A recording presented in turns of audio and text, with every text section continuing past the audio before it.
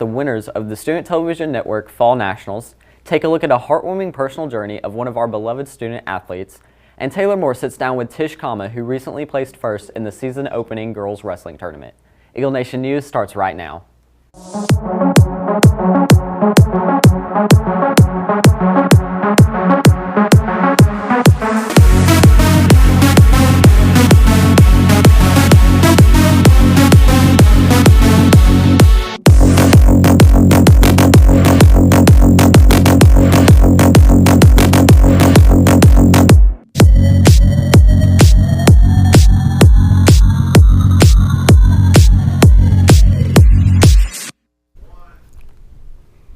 Good morning. Again, I'm Jared Rickman. And I'm Kristen Neal. We start today's with what's happening around campus. If you have attended Prosper ISD from kindergarten through 12th grade, tomorrow is the last day to confirm. The list is located in the registrar's office. The Prosper Swim and Dive team will be sponsoring a community service project benefiting the Samaritan Inn, Colin Collins Homeless Shelter. The following donations will be accepted: shampoo, deodorant, paper towels, toilet paper, coffee, laundry detergent, bottled water, pet bowls, leashes, and gift cards to Target or Walmart. Donations may be dropped off in the clinic, the cafeteria during all lunches, or Coach Dillon or Coach Grissom's rooms.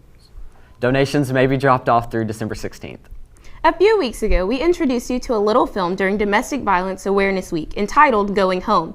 The film was produced by EPG's Kelsey Cummings and Noah Maxey. The film told the story of a bond formed between a child in foster care and a school bus driver.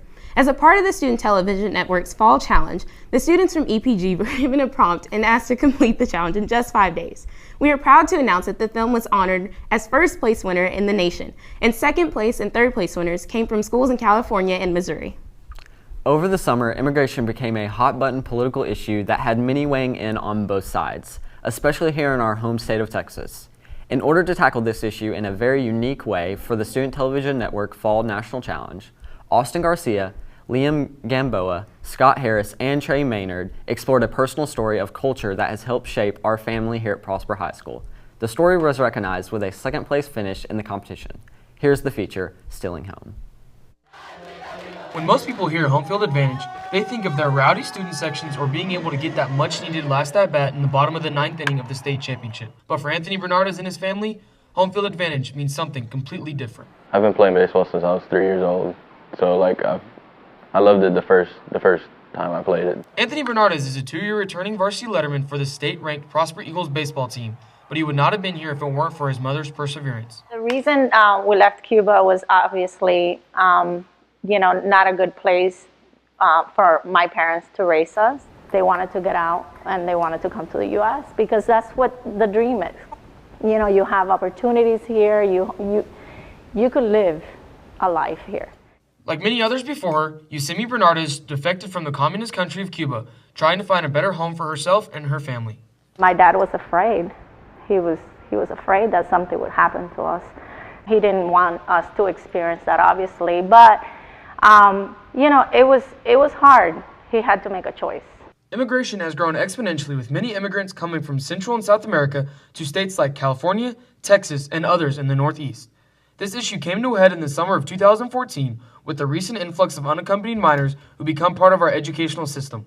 While border security and immigration continue to be a talking point for political debates, many international athletes heed the call from the land of opportunity and seek the home field advantage of sanctuary in the American athletic system. I've seen the benefit of what it can do for families, especially young people, especially kids that come into our country. I think that's what this country was founded upon. I mean, we're an immigrant nation. So if we're able to teach these young men to be citizens of our country, to help them adapt culturally to a new life, then we've been successful.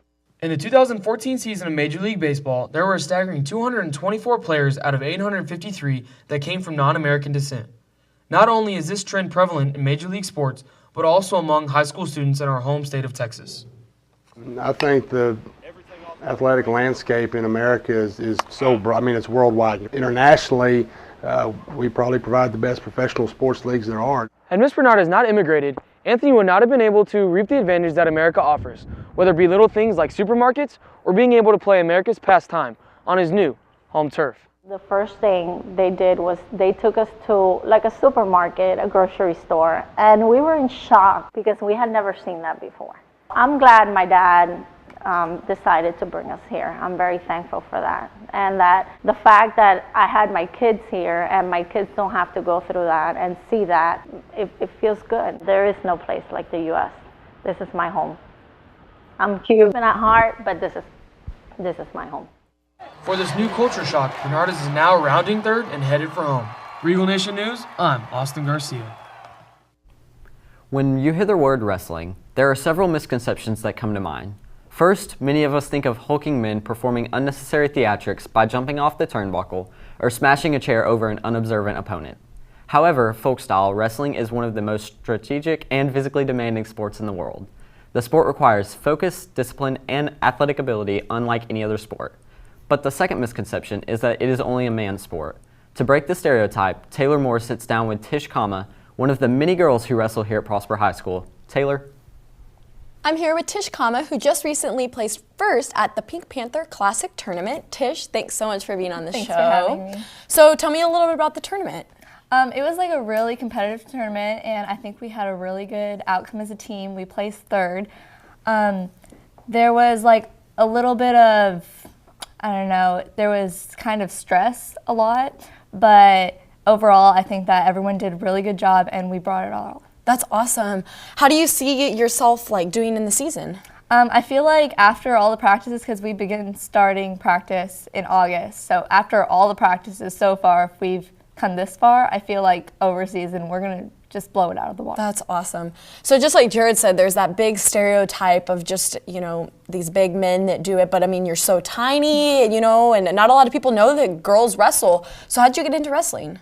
Actually, when I was younger, I used to do martial arts and I did jiu-jitsu.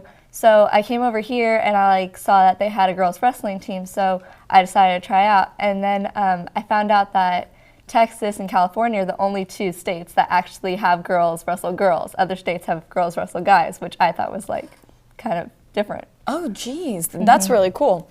So, I mean, wrestling, you throw out your weight, and a lot of girls are really sensitive about their weight, you know, so how do you deal with that? Well, I'm actually the lowest weight class, so shocker. Yeah, I kind of try to just balance it out during season, and I make sure that I'm eating right, and I'm, well, obviously, we have to work out every day, but yeah, so I just make sure that I'm just trying to stay in the weight, which some people have a little trouble with, but it's really not that hard if you actually stick to your plan. Just stick to it.